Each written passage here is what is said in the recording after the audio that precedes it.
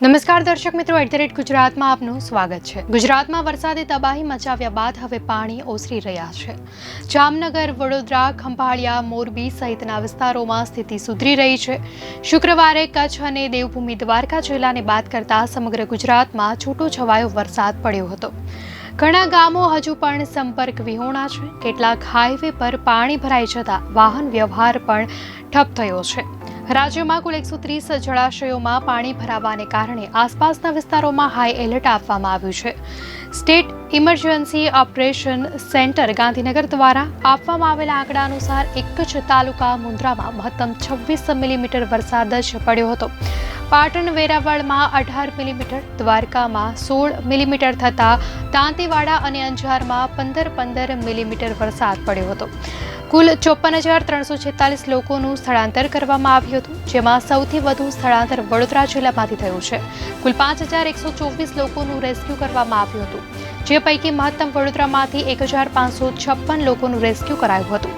ગુજરાત વીજળી વિભાગે જાહેર કરેલા આંકડા અનુસાર કુલ 12,404 ગામડાઓમાં વીજળી ડૂલ થઈ ગઈ હતી, જે પૈકી 11,936 ગામડાઓમાં વીજળી પાછી આવી છે, જ્યારે 468 ગામોમાં હજુ પણ અંધકાર છે। રાજ્યમાં કુલ 654 રસ્તાઓ તૂટી ગયા છે કે પછી ધોવાઈ ગયા છે। Mundra Kandagara road, Bhuj Lakhpat road, Kodai junction સહિતના રસ્તાઓ હજુ બંધ છે। જામનગરમાંથી પણ 290 વ્યક્તિઓનું રેસ્ક્યુ કરાયું હતું। અહીંયા 1,550 જેટલા નાગરિકોનું સલામત જગ્યાએ સ્થળાંતર કરાયું હતું। દેવભૂમિ દ્વારકામાં પણ આજે કલ્યાણપુર તાલુકાના દેવળિયા ચાચલાણ ગામેથી 22 લોકોને રેસ્ક્યુ કરવામાં આવ્યા હતા। પરંતુ હવે સરકારને એક બીજી ચિંતા સતાવી રહી છે, રોગચાળાની। આગોતરા પગલાં લેતા રોગચાળો ન ફેલાય તે માટે વડોદરા શહેરમાં અસરગ્રસ્ત વિસ્તારોમાં રાજ્યની આરોગ્ય તંત્રની ટીમ તપાસ કરી રહી છે। કચ્છમાં 345 જેટલી મેડિકલ ટીમ બનાવીને અસરગ્રસ્ત વિસ્તારોમાં લોકોની તપાસ કરવામાં આવી રહી છે। છેલ્લા 24 કલાકમાં સમગ્ર રાજ્યના કુલ 222 તાલુકામાં સરેરાશ 1 ઇંચથી ઓછો વરસાદ નોંધાયો હતો। ગુજરાતની સ્ટેટ ઇમરજન્સી ઓપરેશન સેન્ટરે આપેલી માહિતી અનુસાર 4 દિવસમાં સમગ્ર રાજ્યમાં 32,000 લોકોનું સ્થળાંતર કરવામાં આવ્યું છે અને 1200 લોકોને બચાવવામાં આવ્યા છે।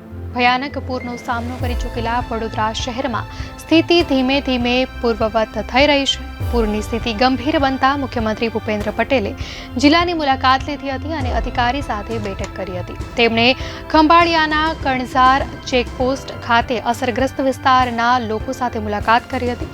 મુખ્યમંત્રીએ રાહત કામગીરી શરૂ કરવા અને અસરગ્રસ્તોને જરૂરી સહાય પહોંચાડવા માટે અધિકારીઓને સૂચના આપી હતી। અનેક જિલ્લાઓમાં ખેતરો પાણીમાં ડૂબી ગયા છે। સૌથી ખરાબ સ્થિતિ સૌરાષ્ટ્રની છે। ભારે વરસાદના કારણે લાખો હેક્ટરોમાં ઊભો પાક નષ્ટ થઈ ગયો છે, જેના કારણે ખેડૂતોને મોટું નુકસાન થયું છે। ખેડૂતો પોતાના ખેતરો જઈ શકવાની સ્થિતિમાં પણ નથી।